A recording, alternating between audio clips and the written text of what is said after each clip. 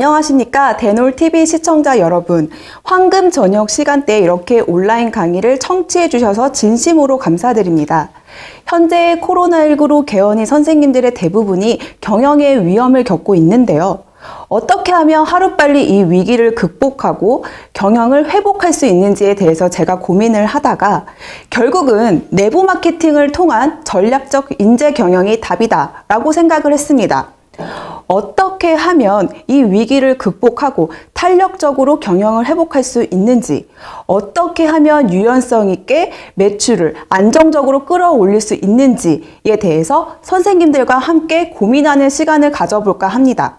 저는 강사 윤서영입니다. 반갑습니다. 제 소개를 짧게 하도록 하겠습니다. 저는 한양여자대학교 치의생과 1회 졸업을 했고요. 의료경영과 경영학을 전공했습니다. 현재는 서울 한양대학교 병원 치과에서 14년차 치과위생사로 근무를 하고 있고요. 이화여자대학교 경영전문대학원과 모교인 한양여자대학교 치의생과에서 각각 경영학과 임상 과목을 가르치고 있습니다. 필수 교육인 성희롱 예방 교육과 개인정보 보호 교육을 할 수 있는 강사 자격을 갖췄고요. 대외 활동을 병행하고 있습니다. 제가 오늘 말씀드릴 컨텐츠는요. 첫 번째, 위기 때 드러나는 리더의 진짜 모습을 들여다볼 겁니다. 결국 매출을 안정적으로 끌어올리기 위해서는 팀장의 리더십과 팀원이 바로 내부 고객이라는 사실입니다. 특히 팀원은요. 우리의 치과 경영의 패러다임이 변했듯이 조직의 DNA 역시 변화였기 때문에 우리는 그들의 성향을 분석하고 파악할 필요가 있습니다. 그런 후에 그들을 어떻게 하면 효율적으로 관리를 할 수 있는지, 전략적으로 경영할 수 있는지에 대한 방법을 말씀을 드리도록 하겠습니다. 첫 번째 주제는요, 위기 때 드러나는 리더의 진짜 모습입니다. 우리가 경제신문이나 치과신문을 보면요, 위기라는 단어가 낯설지 않다라고 느껴지실 겁니다. 위기는 늘 우리가 예측하지 못한 상황에서 찾아오게 되는데요. 그렇게 되면 우리는 큰 변화를 경험을 하게 됩니다.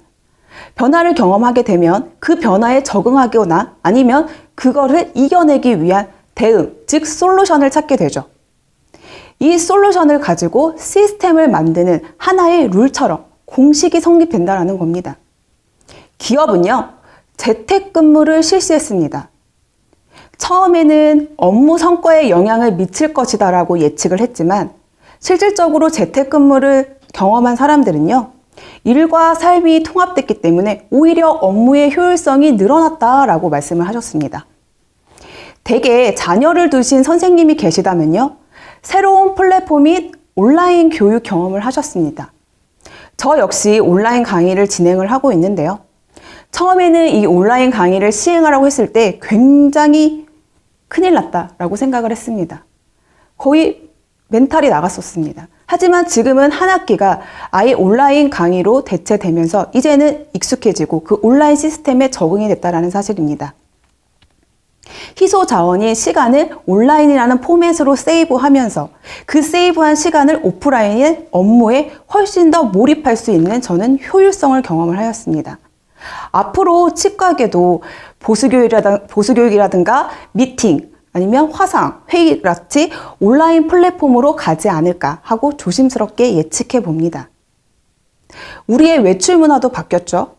마스크를 끼고 손소독제를 휴대하고 사회적 거리두기를 시행했죠. 심지어 지난달에는 바이러스로 인해서 새로운 선거 문화를 경험했다는 겁니다. 우리가 늘 반복되는 일상 속에서 투덜대고 힘들어하고 사랑하는 사람이나 친구들과 함께 커피 한 잔에 담소를 나누는 그런 평범한 일상을 우리는 그리워하지 않았습니까? 소중하다고 생각하지 않으셨습니까? 그런 부분에서는 모두가 공감을 하실 거라고 생각이 듭니다. 자, 치과계 변동도 시작이 되었습니다. 첫 번째, 감염관리 방지와 관련된 기자재 부족으로 치과 감염관리 원칙이 철저히 무너졌습니다. 두 번째, 환자들의 노쇼. 예측하지 못했던 환자들이 예약을 취소하면서 수익 자체가 감소를 하게 됐다는 겁니다. 반대로 감염관리와 관련된 기자재의 지출은 늘어나게 됐죠. 도미노 현상처럼요, 우리는 원치 않는 휴가를 강요받게 됩니다. 심지어 무급휴가를 권유받기도 합니다. 원래 휴가는요, 설레임이잖아요. 하지만 지금 쓰는 휴가는 굉장히 씁쓸함을 남깁니다. 직원들은요, 환자가 없으면요, 편안함보다는 굉장히 민망함을 느낍니다. 예전 같으면 예민한 질문이겠지만, 너희 병원의 환자 수 얼마나 줄었니? 환자 얼마나 빠졌니? 이렇게 물어보시면서 감소된 환자 수를 공감하면서 서로를 위로하고 격려하고 용기를 주지 않으셨습니까? 모든 치과계 선생님들이 경험을 하셨을 거라고 봅니다. 하지만요, 이런 위기가 장기전으로 간다면 우리가 원하지 않는 상황에 놓일 수도 있다는 겁니다. 그렇다면 선생님들, 지금의 상황을 원망만 하실 겁니까? 아니면 이 위기가 그냥 지나가도록 바라만 보실 겁니까? 위기는요, 기회와 늘 함께 같이 찾아옵니다. 위기가 곧 기회다라는 말이 있죠. 중국에서는요, 이 위기라는 단어를 첫 번째는 위험이라는 뜻이고요. 두 번째는 기회라는 뜻입니다. 위험을 경계하되 기회가 있다는 것을 명심하라는 얘긴데요. 결국 위기를 극복하지 못하고 실패를 통해서 허우적대는 것도, 위기를 피하고 기회를 잡고 극복하는 것도 결국 리더가 결정하라는 겁니다.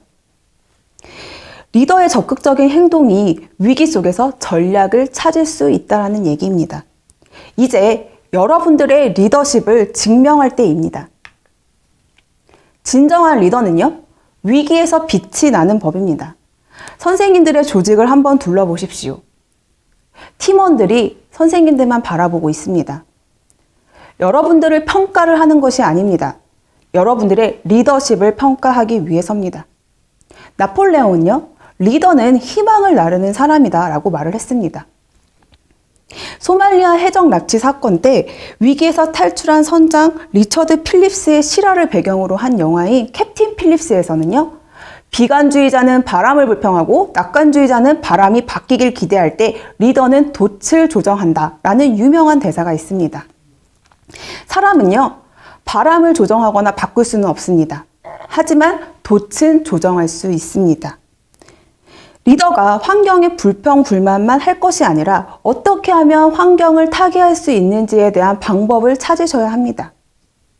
처음에는요, 선원들이 배의 크기라든가 선장이 친절함으로 유혹돼서 배에 탈 수는 있지만 선장이 원하는 목적지까지 가기 위해서는 결국 선장의 리더십이라는 겁니다. 바로 여러분들의 리더십으로 달려있다라는 얘기입니다. 위기가 왔을 때요, 가장 훌륭한 배는 리더십이라는 이름의 배라는 말이 있습니다. 지금 여러분들은 리더자에서 바람에 대해서 불평불만만 하고 있으실 겁니까? 아니면 바람을 이용해서 돛을 조정하고 있는 리더입니까? 리더자인 여러분의 진짜 모습을 들여봐야 할 때입니다. 두 번째 주제는요, 매출 핵심의 성패를 좌우하는 팀장 리더십입니다. 제가 책 한 권을 소개하고자 합니다. 바로 실리콘밸리의 팀장들이라는 책인데요. 이 책 저자는 킴 스콧이라는 사람입니다. 구글의 유튜브 광고 수익을 담당하는 부서인 애드센스의 팀장을 맡았고요. 애플 캠퍼스의 리더십 강사로 활약을 했습니다. 세계의 인재가 모이는 곳, IT 기업들이 많은 곳, 바로 실리콘밸리의 컨설팅 회사인 레디컬 캔들라는 회사를 차렸습니다. 2017년 출간한 뉴욕타임즈 베스트셀러로서 굉장히 화제가 됐던 책입니다. 아마존 올해의 책으로도 선정된 이 책에서는요, 킴 스콧은요, 말하고 싶은 게 있습니다. 바로 팀장들과 리더들에게입니다. 바로 팀장들이나 리더들이 갖춰야 할 바로 리더십은 진정함, 허심탄회함, 솔직함, 바로 완전한 솔직함입니다. 바로 자기의 회사 이름처럼 레디컬 캔도르라는 것입니다. 조직을 관리하는 팀장 선생님들이나 조직 경영에 어려움을 겪고 계신 선생님들에게 이 책을 적극 추천합니다.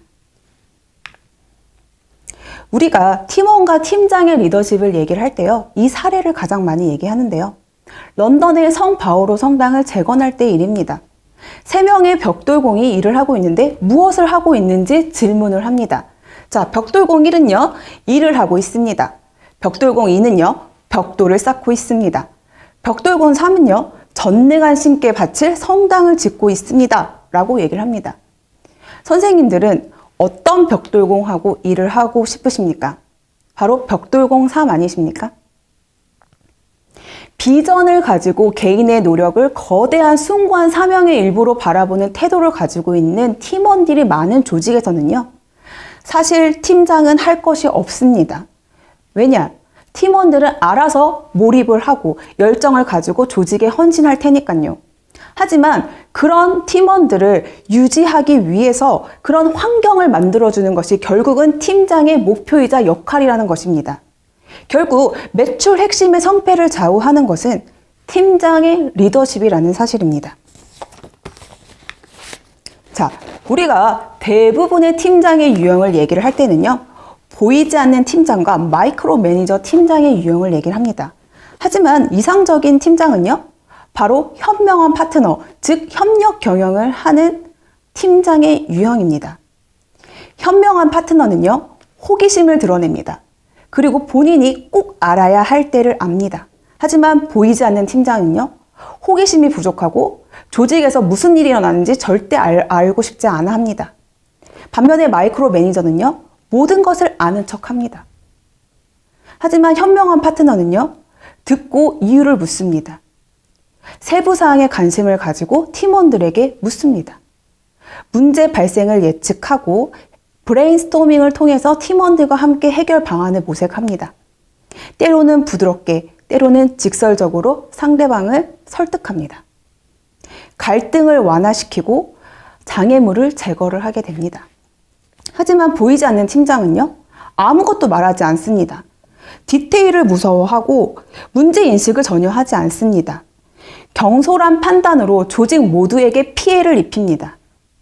그리고 주요 정보를 관가합니다. 마이크로 매니저는요, 세부 사항만 요구합니다. 레포트, 이런 세부 사항만 요구를 하게 된다는 거죠. 결국은 디테일에 빠져서 헤매게 된다는 겁니다. 문제 발생 시 책임자만 처벌을 하고 장애물 제거를 다른 사람한테 맡기고 자기는 안전한 거리에서 바라만 본다는 것입니다. 그리고 주요 정보를 혼자 독점합니다. 하지만 현명한 파트너는요, 주요 정보를 팀원들과 함께 공유합니다. 결국은 보이지 않는 팀장이나 마이크로 매니저 같은 팀장의 유형의 함정에 빠지지 말고요, 강력한 협력 관계야말로 직원들의 열정을 끌어올릴 수 있는 가장 이상적인 팀장의 모습이라고 할 수 있습니다. 자, 우리가 일 잘하는 팀원의 유형을 2가지로 분류를 합니다. 혜성처럼 등장해서 주변을 밝혀주는 바로 슈퍼스타의 성향을 가진 팀원. 저기 설악산에서 우두커니, 울산바위처럼 한 곳만 묵묵히 존재하는 바로 록스타의 성향을 가진 팀원입니다. 이 둘의 성향은 너무나도 다르기 때문에 다르게 관리를 해야 된다는 얘기입니다. 슈퍼스타는요, 야심가로서 새로운 기회를 추구합니다. 늘 조직 변화의 원동력이 되기 때문에, 하지만 항상 유성 같은 존재라 언제든 다른 조직으로 떠날 가능성이 충분한 성향을 가진 팀원입니다. 반면 록스타는 자기 일을 사랑하고요, 현재 내일에 만족합니다. 조직에서 튀지 않고 팀의 든든한 기반 역할을 하게 됩니다. 그렇기 때문에 우리 선생님들은 록스타의 성향을 가진 팀원들을 꼭 한 분은 찾으시길 바랍니다. 슈퍼스타는요, 지속적인 자극과 승진, 끊임없는 성장을 할 수 있는 기회를 주셔야 됩니다. 반면에 록스타는요, 승진 대신에 본인의 역할을 존중을 해주시고요, 정년을 보장해주시고 연봉을 인상하는 등, 또는 신입사원을 교육하는 등의 다른 보상 체계로 만족을 시켜줘야 된다는 겁니다. 두 성향의 팀원을 균형 있게 관리하는 것이 바로 팀장, 리더의 역할이라고 보시면 됩니다. 서로 다르게 관리하는 것이 바로 리더의 성공 비결입니다. 채용할 때도요, 만약에 조직에 슈퍼스타의 성향이 많이 가진 팀원들이 많다면 록스 같은 성향을 가진 팀원을 뽑으시면 되고요. 록스타의 성향을 가진 팀원이 많다면 슈퍼스타의 성향을 가진 팀원을 뽑으시면 됩니다. 조직을 효율적으로 관리하고 유연성 있게 탄력적으로 매출을 끌어올릴 수 있는 것은 결국 팀장의 리더십이라고 보시면 됩니다. 자, 세 번째 주제는요. 매출의 핵심 요소는 내부 고객이랍니다. 제가 14년 동안 치과위생사로 일을 하면서요. 2번의 엄지척한 사례가 있습니다. 첫 번째 사례는요. 제가 8년 동안 협력 파트너로 일했던 교정과 교수님의 얘기입니다. 현재는 운정 신도시에서 교정치과를 개원하시고 치과를 운영하고 계십니다. 제가 2번 정도 간 적이 있었는데요. 첫 번째는 개원할 때, 두 번째는 개원 후 1년 뒤에 가게 됐었는데, 했었는데, 너무 환자가 많은 거예요. 그리고 심지어 제가 그 운정 신도시를 딱 들어갔을 때 바로 그 치과가 보였어요. 그리고 어마어마하게 홍보와 마케팅을 투자한 것을 제가 알았기 때문에, 이 치과에 환자가 많은 것은 결국 선생님이 마케팅을 많이 한 거구나. 즉, 외적인 요소를 많이 투입을 했구나라고 생각을 했습니다.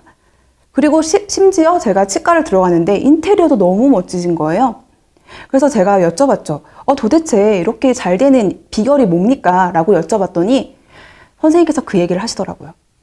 치과를 경영하는 데 있어서 단 한 명의 핵심 인재와 두세 명의 평범한 인재가 나의 정년을 결정지을 것이다 라고 얘기를 하시면서 처음에는 교정은요, 신안 확보가 중요하기 때문에 나 역시 마케팅이나 홍보나 투자를 어마어마하게 했다라는 겁니다.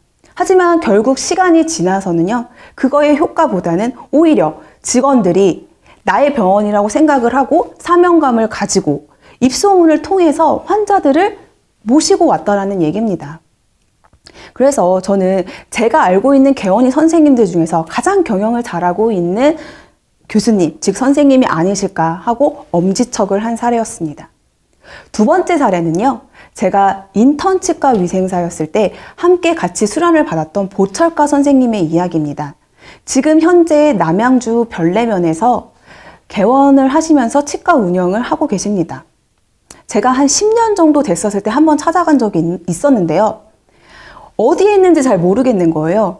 심지어 여기에 치과가 있을 정도인가 싶었어요. 마침 건물을 들어갔는데도 여기 정말 치과가 맞나 싶을 정도로 제가 너무나 조금 요즘 치과랑 좀 다른데? 라고 느꼈거든요. 그런데요, 제가 치과를 들어가는 순간 깜짝 놀랐습니다. 대기실에 사람이 많았고요. 4개의 체어가 모두 돌아갔습니다. 그리고 심지어는 직원들이 너무 분주하게 열심히 일을 하고 있는 거예요. 그래서 저는 이 선생님의 원래 임상 실력을 알고 있었기 때문에 선생님의 실력 때문에 이렇게 환자들이 꾸준히 오는 거구나. 경영의 성공, 매출을 올리는 게 바로 선생님의 실력이었구나 라고 생각을 했습니다. 그래서 제가 여쭤봤죠. 언제까지 병원 하실 거세요? 그랬더니 웃으시면서 그러시더라고요. 내가 핸드피스를 못 들 때까지. 그런데 갑자기 진지해지시는 거예요. 오픈 멤버가 지금 단 한 명도 없다는 게 너무 속상하다라고 말씀을 하시더라고요. 그러더니 얼마 전에 오픈 멤버이셨던 실장님께서 암에 걸리셔서 어쩔 수 없이 그만뒀다라고 얘기를 하십니다. 결국 내 오른팔을 잃은 느낌이었다. 너무나 슬펐다라고 말씀을 하시더라고요. 그래서 이런 말씀을 하세요. 착각이었다. 처음엔 나의 실력으로 환자가 오는 것이 아니었더라. 결국은 충성 고객은 충성 직원의 결과였다. 직원이 너무 소중하다는 것을 좀 더 빨리 알았다면 지금처럼 아쉬워하진 않았을 것이다 라고 말씀을 하셨습니다. 그래서 나는 미션 핵심같이 다 필요 없다. 나는 지금 직원들이 오래오래 나와 함께 일을 하는 것이 단 하나의 목표이다 라고 말씀을 하셨습니다. 그래서 제가 집으로 돌아오는 길에요. 선생님이 정말로 직원들을 아끼시는구나. 그 마인드 때문에 매출이 안정적으로 올라갈 수 있는 거구나. 환자들이 신뢰를 하는 거구나. 이러면서 그거에 대해서 제가 바로 원장님의 마인드가 곧 매출을 올리는 거라고 저는 판단을 했습니다. 선생님들도 느끼시지 않나요? 조직에 내 눈빛만 보더라도, 내 손짓만 보더라도, 내가 어떤 행동을 하더라도 센스 있게 알아채는 직원 핵심 인재 단 한 명.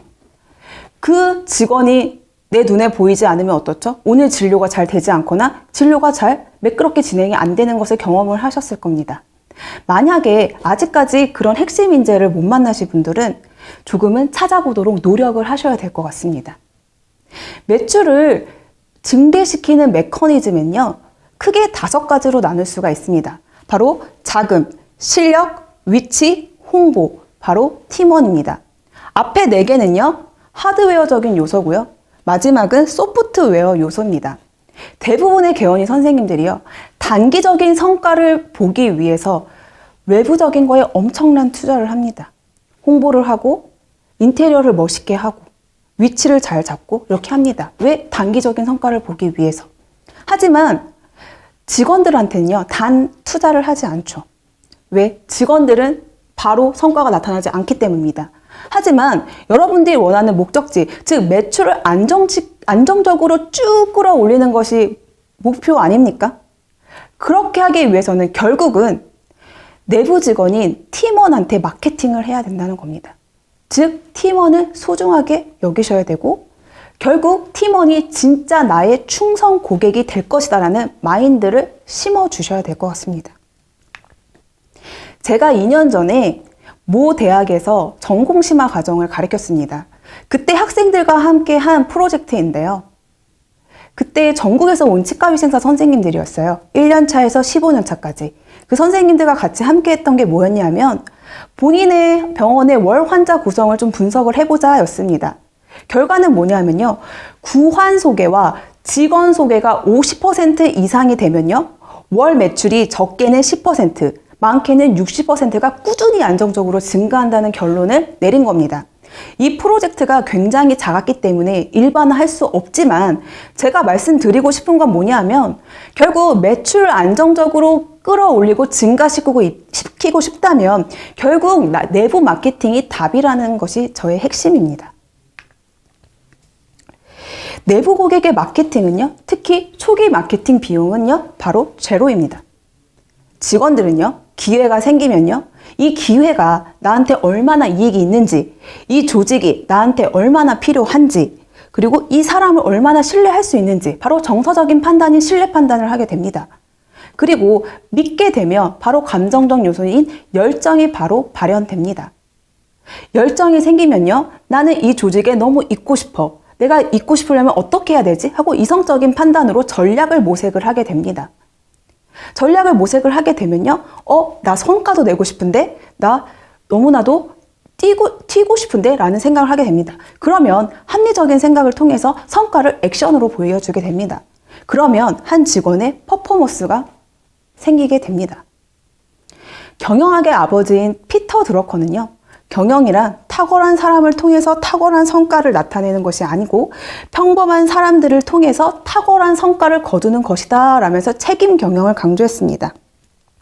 결국은요, 평범한 인재를 뽑더라도 탁월한 인재가 될 수 있는 건 직원 스스로가 그 가능성을 찾을 수 있게 환경만 만들어주면 그들은 스스로 알아서 조직에 몰입을 한다는 얘기입니다.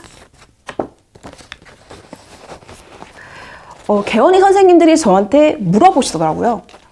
도대체 치과 경영을 실패하는 이유가 뭐냐? 그럼 저는 무조건 주저없이 이렇게 얘기합니다. 선생님, 내부 고객에 대한 마케팅 실패입니다. 이렇게 말을 합니다. 선생님들, 생각보다 직원들은요, 역량이 닿지 않은 곳이 없습니다. 생각보다 직원들의 역량을 많이 발휘한다는 얘기입니다. 내가 굉장히 이성적이다. 합리적이다. 모든 직원들을 똑같이 대한다라는 생각을 가지고 계시죠. 하지만 우리는 사람이기 때문에 굉장히 감정적이고 우리가 보고 싶은 것만 보게 됩니다. 저 역시 중간 관리자이기 때문에 저도 감정적으로 또는 제가 보고 싶은 것만 보게 된다는 겁니다. 하지만 생각보다 직원들은요, 눈에 보이지 않는 곳에서의 자신의 역량을 훨씬 더 많이 발휘한다는 사실입니다. 아직도 직원들은 환자들만 보고 어시스트만 쓰고 환자 관리를 잘하고 돈만 잘 받으면 된다는, 즉 빙산의 일관만 보고 계신 건 아니신가요? 선생님들, 이제는 보이지 않는 곳에 관심을 가져서 직원들을 살피고 개개인들의 역량을 파악하여야지만 바로 이것이 제가 앞서 얘기했던 리더의 책임 경영이라는 사실입니다. 성공한 기업들의 공통점은요, 직원들을 아낀다였습니다. 결국 사람이니까 경영인 것입니다. 피터 드러커는요, 경영은 곧 사람이고 기업에서 사람이야말로 어느 자원보다도 가장 중요한 자원이다 라고 인재 경영의 중요성을 강조했습니다. 미래학자인 엘빈 토플러는요, 미래의 이윤 창출은 인적 자원 관리 바로 그것이다 라면서 인재 관리의 중요성을 강조했습니다. 삼성 고 이병철 회장님도 인재에 대해서 엄청난 유명한 말씀을 하셨죠. 기업은 곧 사람이다. 삼성이 세계적으로 주목받는 건 여러 가지 이유가 있겠지만 제 생각에는 인재에 어마어마한 투자를 한 게 아닐까. 그것의 한 요소를 차지하는 게 아닐까라는 생각을 해봅니다. 자, 그렇다면 우리는 인재 경영의 트렌드를 파악하고 있어야 됩니다. 세계적 컨설팅 회사인 맥킨지에서는요, 21세기는 인재 확보 전쟁 시대라고 예고한 바 있습니다. 세계적인 CEO들은 여행을 하면서 인재를 영입합니다. 심지어는 상대방의 기업에서 인재를 다시 빼앗아 가는 것도 합니다. 우리나라도 겪었습니다. 지방에 있는 IT 대학의 졸업생들을 어마어마한 연봉을 협상을 해서 바로 어디서 데려가냐? 실리콘밸리에서 데려가게 됩니다. 그래서 한참 인재 유출로 인해서 우리가 경각심을 갖게 된 사건도 되게 많았어요. 그래서 우리나라 기업들도 역시 이제는 인재에 대해서 중요성을 생각을 합니다. 왜냐? 마케팅을 하든 홍보를 하든 어떤 걸 하든 간에 결국은 다 사람이 하는 것이기 때문입니다. 그래서 요즘은 기업들도 인재를 아예 경영을 하는 인재에 대해서 굉장히 많이 투자를 하고 있다는 사실입니다. 자, 굿 투 그레이트의 짐 콜린스는요, 비즈니스 불확실성이 지속되면서 지식과 정보가 풍부한 4차 산업혁명 시대에 밀레니얼 세대들에 의해서 성장과 기업의 생사가 갈린다. 바로 그들이 비즈니스 체인저들이다. 라고 해서 내부 마케팅의 그 조직 DNA가 변한 것이 바로 그들이 밀레니얼즈다. 라는 정의를 내렸습니다. 자, 그렇다면 앞선 슬라이드에서 밀레니얼즈, 바로 그들의 특징을 알아봐야 될 것 같습니다. 지구촌 최강 소비자 집단, 1981년에서 1995년, 평균 나이 27세, 전 세계 인구 25%를 차지하는 바로 이 밀레니얼 세대는요, 2030년이 되면요, 85%가 조직의 바로 이 세대로 갖춰진다고 합니다. 이들은 기성세대와 다른 5가지의 특징을 가지고 있는데요. 스마트폰과 소셜 미디어에 익숙한 바로 디지털 네이티브입니다. 모든 일에 의미를 부여하는 참여형 가치관을 갖고 있고요.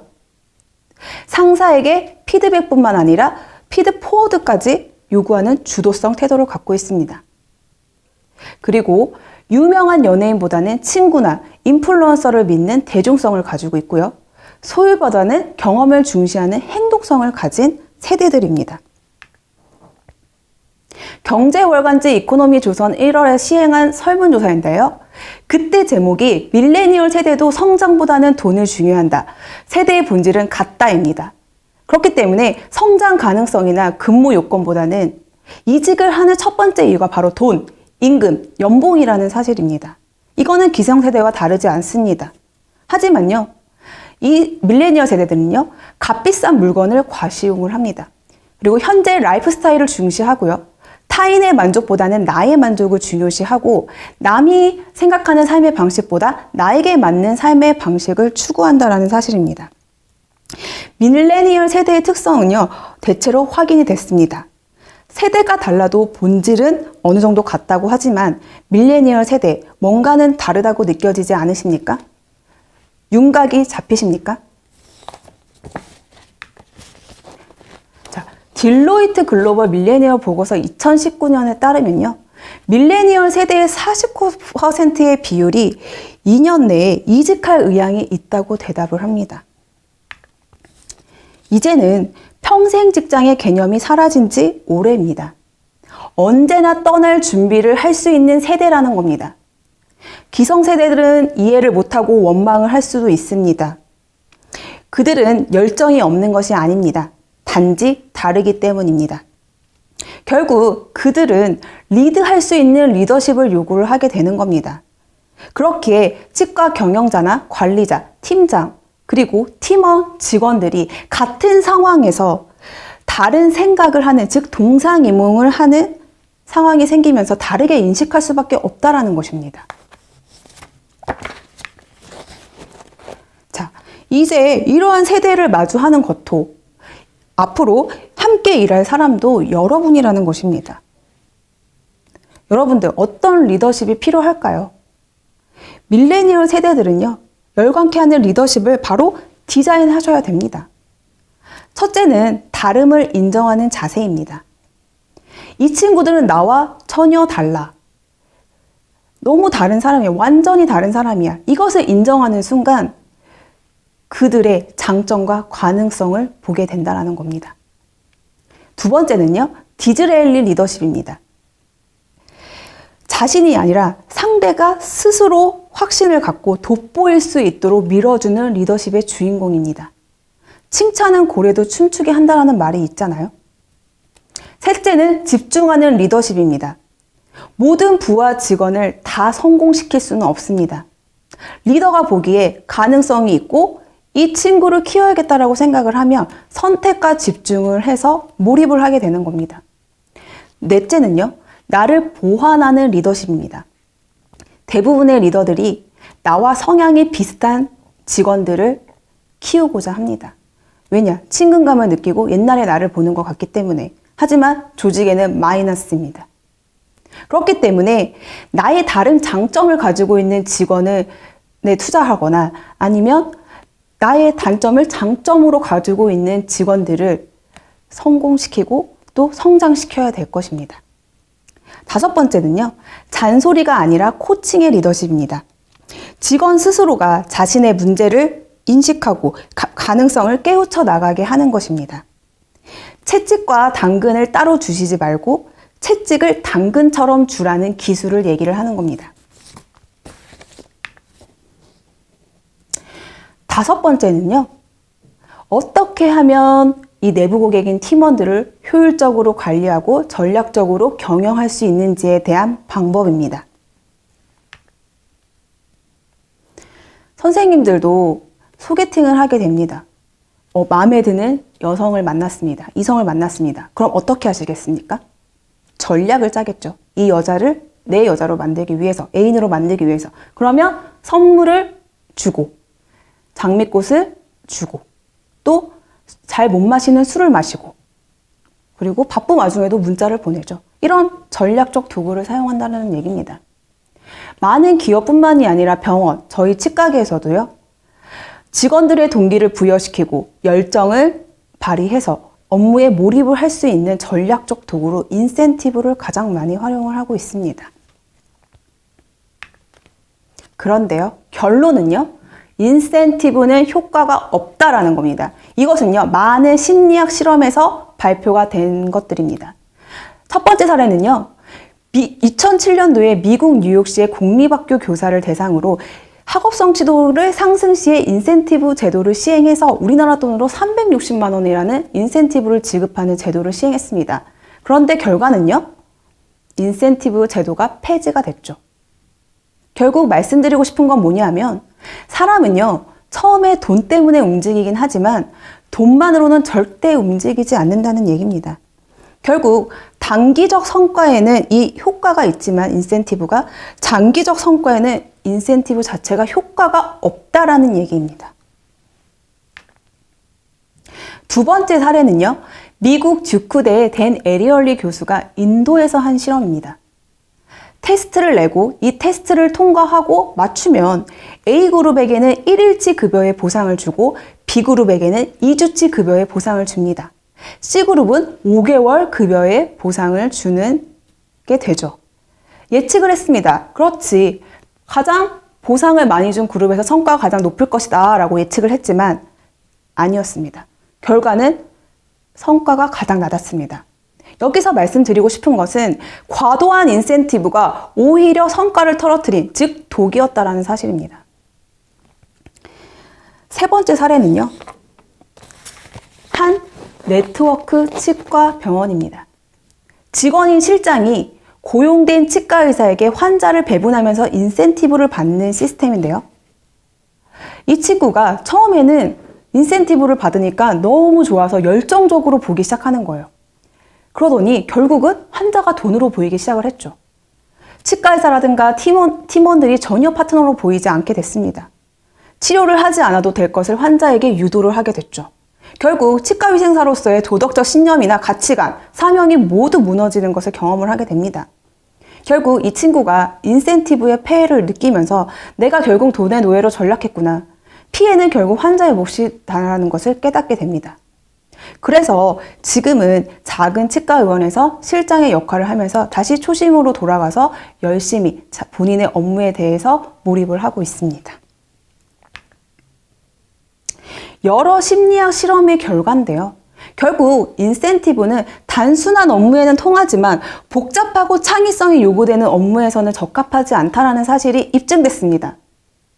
인센티브에 민감할수록 돈에 집중하는 사람일 가능성이 높기 때문에 직원들 중에서 인센티브에 예민하거나 돈에 예민하신 분들은 조금은 경계를 해주시는 것이 좋습니다. 우리의 뇌가 돈에 집중할수록 이기적이게 되고 남과 협력을 덜하게 됩니다. 이케아의 전 CEO인 에더스 달빅은요, 돈으로 동기부여가 되는 사람은 이케아에서 절대 뽑지 않는다고 합니다. 여러분들은 어떤 전략 도구를 사용하는 리더자입니까? 직원들을 일의 의미와 가치를 찾도록 격려하는 리더자입니까? 아니면 인센티브라는 당근으로 직원들을 위협하는 리더자입니까? 혹시 다이아몬드 같은 인재를 돌로 보고 있으시는 건 아니신지요? 팀원들은요, 병원을 떠나는 것이 아니라요, 경영자, 팀장, 리더를 떠나는 것입니다. 그렇다면 어떻게 하면 직원들을 업무 몰입을 시키고 책임을 다하고 열정을 높일 수 있느냐? 그 전략적 툴의 방법은 첫 번째, 직무기술서를 작성하여 배치하라입니다. 지금 보시는 것은요, 저의 직무기술서입니다. 실질적으로 제가 하는 일들인데요. 이 직무기술서를 작성을 하면요, 내가 왜 일을 하고 있는지, 내가 치과위생사로서 어떤 조직의 사명감을 가지고 필요한 인재로 있는지가 스스로 깨닫게 됩니다. 그리고 자연적으로 열정이 생기고 업무에 몰입을 하게 됩니다. 작은 권한이 위임되면서 책임을 갖게 됩니다. 그리고 이 직무기술서를 가지고 나중에 직무기술서를 통한 객관적으로 평가를 해서 보상을 줄 수 있는 가장 좋은 아이템이라고 보시면 됩니다. 만약에 업무의 성과가 떨어지거나 이 업무가 이 직원과 맞지 않을 때는 업무를 재배치시키거나 재교육을 통해서 업무의 효율성을 높여주면 되는 것입니다. 그리고 차후에 직원을 뽑을 때는요, 직무 내용을 가지고 어떤 직무를 할 수 있는 직원을 뽑을까를 생각하는 그 고민의 수고를 덜어주는 게 바로 직무기술서입니다. 두 번째 전략 도구는요, 다면평가 시스템을 통한 합리적 보상 시스템을 설계하라입니다. 대부분의 치과에서는 하향 평가를 많이 하시죠. 원장님이 직원들을 평가를 하게 되죠. 하지만 이제 직원들이 경영자인 리더자를 평가를 해야 됩니다. 그렇게 되면 병원의 어떤 시스템이 불만족인지를 알게 되고요, 자신의 성향이라든가 자신이 고쳐야 될 점에 대해서 알게 된다는 것입니다. 수평평가는요, 동료들끼리 하는 평가입니다. 오히려 이 수평평가를 통해서 적당한 경쟁력이 생기면서 긴장감과 시너지 효과를 누릴 수 있다는 겁니다. 결국 형식적이지 않은, 그리고 정기적으로 가치 있는 문화로 이 평가하는 것을 인식시켜야 되는데요. 그런데 제가 말씀드리고 싶은 것은 뭐냐 하면, 대부분의 치과가 작은 조직이잖아요. 직원이 3명, 혹은 많게는 10명. 그렇기 때문에 이 상향평가에 대한 것을 조금은 두려워하거나 아니면 조금은 할 수 없는 상황이 된다는 것입니다. 결국 현실적으로 불가능하다는 것이죠. 그런데 이것만 하나는 말씀드리고 싶은 게 뭐냐 하면, 여러분들이 미팅이라든가 아니면 회의, 면담을 통해서 스스로 피드백을 하는 노력은 하셔야 된다는 겁니다. 나에 대해서 평가해봐. 그냥 이렇게 말을 하면 직원들은 아무 말도 못합니다. 그렇기 때문에 먼저 자신의 단점을 먼저 말을 하거나 아니면 실패한 사례에 대해서 먼저 말을 하고 다가가는 것입니다. 그리고 그런 다음에 열린 마음으로 직원들의 이야기를 들어주셔야 됩니다. 그게 바로 진정한 리더의 모습입니다. 세 번째 전략 도구는요, 일과 삶의 균형을 넘어서 일과 삶을 통합을 추구할 수 있는 배려 활동을 지지하라입니다. 팀원의 삶의 질을 높이기 위한 프로그램을 시행하고 투자해야 합니다. 개개인의 팀원들이 그 환경이 다 다르기 때문에 만약에 육아를 하고 있는 사람이면 육아 지원 프로그램을, 건강에 관심이 많은 사람한테는 건강관리 프로그램을, 이런 것들에 대해서 각각 직원들에게 어떤 투자를 해야 된다는 겁니다. 삶의 질을 위해서. 그리고 직원 건의함을 통해서 고충 처리를 해결해 주셔야 합니다. 만약에 해결을 할 수 없는 상황이라면 해결을 할 수 있는 노력이라도 보여주셔야 된다는 겁니다. 그렇다면 직원들은 해결할 수 없는 결과를 받아들이지만 리더가 직원들의 이야기를 들음으로 인해서 더욱더 신뢰의 모습을 보여준다는 것입니다. 그리고 성희롱 교육이라든가 직원 내 괴롭힘 방지법, 이런 것들에 대한 필수 교육도 시행해 주셔야 됩니다. 그리고 가장 중요한 것은 저는 세 번째라고 생각을 합니다. 마지막. 팀원들을요, 경영에 참여시키는 겁니다. 내가 지금 현재 투명 경영을 하고 있다. 모든 것을 오픈하는 겁니다. 매출은 지금 현재 얼마나 벌었고, 우리의 지금 경영 상태는 어느 정도이고, 앞으로 어떻게 경영을 할 것인지, 어떻게 매출을 늘릴 것인지, 이렇게 오픈을 해서 팀원들을 참여시키면요, 팀원들은 자기 병원에 대해서 자발적으로 창의적인 아이디어를 내기 시작합니다. 그리고 매출을 늘릴 수 있는 방법에 대해서 적극적으로 참여를 하게 된다는 겁니다. 그래서 제가 말씀드리고 싶은 건 뭐냐? 매출액의 5%의 투자가 바로 조직에 없던 인재도 만든다는 사실입니다.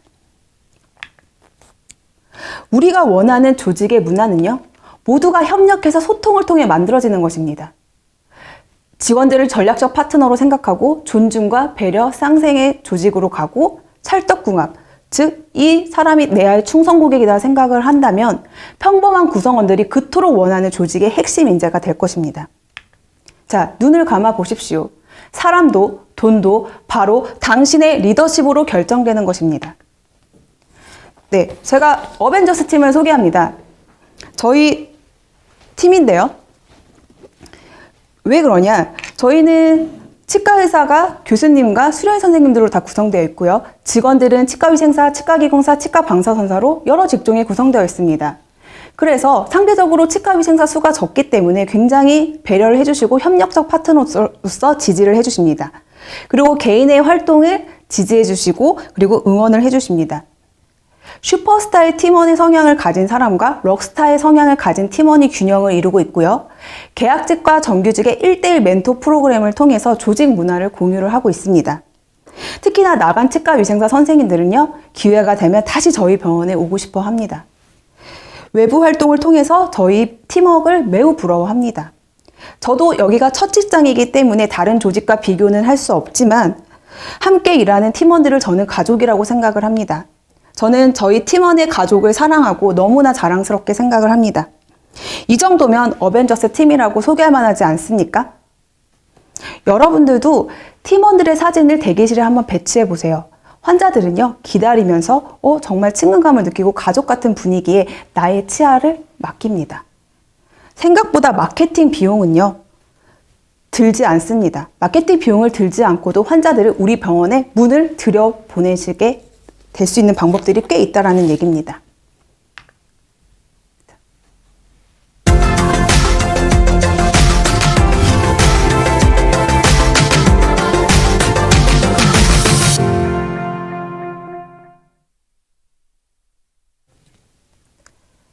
네, Q&A가 올라왔는데요. 첫 번째 질문을 보도록 하겠습니다. 좀 많이 올라와 있는데요. 네. 면접에 사적인 감정이 들어가는데 최대한 객관적으로 볼 수 있는 방법은 없을까요? 입니다. 여러분들 혹시 AI 면접 시스템이라고 들어보셨습니까? 최근에 기업에서 신입사원을 뽑을 때 가장 많이 활용하는 건데요. 이 AI 면접이 사람의 본질까지 파악을 한다고 합니다. 그래서 사람이 뽑은 것보다 90%의 이직률이나 이탈률을 낮게 하고 있다고 합니다. 저희 병원에서도요, 이번에 얼마 전에 정규직 치과위생사 선생님을 뽑았을 때 이 AI 면접 시스템으로 사람을 뽑았습니다. 그 선생님의 성과는 아직 어떻게 될지 모르겠지만 앞으로 향후에 이 병원도 AI 면접 시스템으로 가지 않을까 하고 예측을 해보는데요.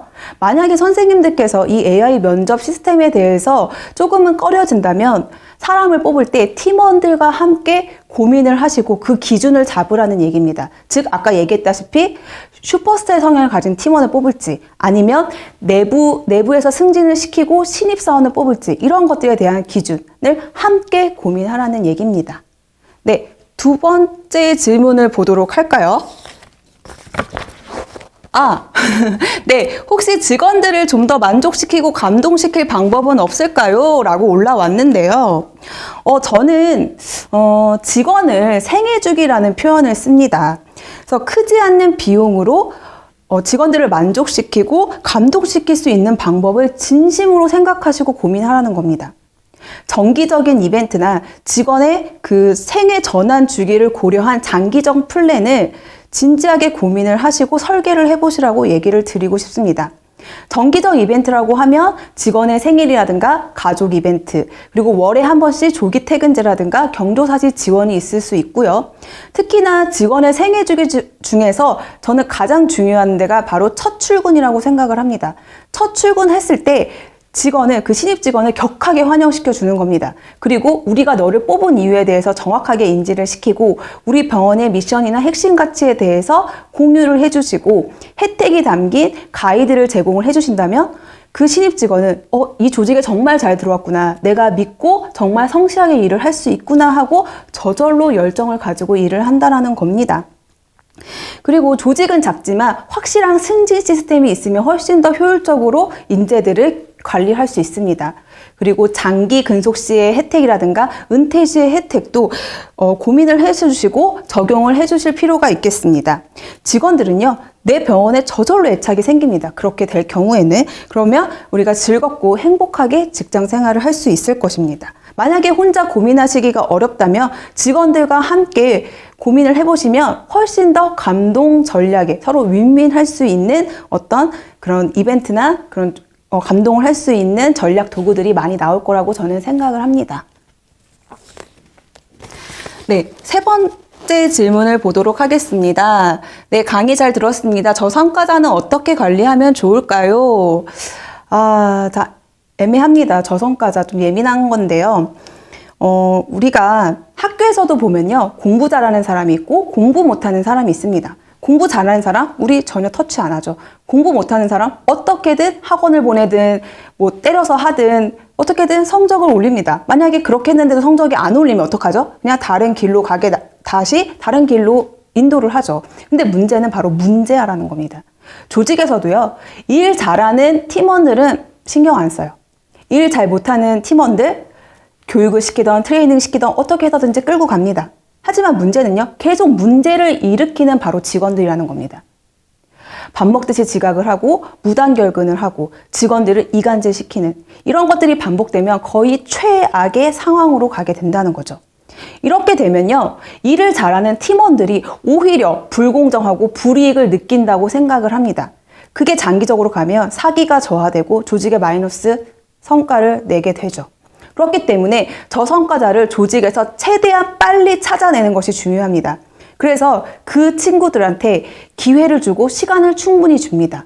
만약에 그렇게 해결이 되지 않는다면 그 친구들은 우리 조직과 맞지 않는 사람이거나 우리 업무에 맞지 않는 사람이기 때문에 다른 업무를 찾아주거나 다른 조직을 갈 수 있게끔 우리가 도와줘야 된다는 겁니다. 안타깝게도 우리는 해고라는 것을 생각을 해야 됩니다. 만약에요, 이 해고를 선택을 할 때 어떤 긍정적인 피해가 생길 수도 있고 법적인 피해가 생기지 않도록 그 해고하는 사람에게 최대한 해고에 대한 명분과 근거를 들어서 객관적으로 이해를 시켜야 됩니다. 최대한 감정을 배제한 상태로 그 친구를 배려하는 마음으로 하셔야 됩니다. 결국 해고할 사람을 해고하지 않는 것은 조직의 성과를 훨씬 더 떨어뜨립니다. 여러분들이 원하는 그 장기적으로 가는 매출의 핵심, 매출의 성과, 여러분들이 원하는 조직은 점점 더 멀어질 것이라는 얘기입니다. 네, 이 정도면은 질문이 됐습니까? 네, 자, 지금 감사합니다.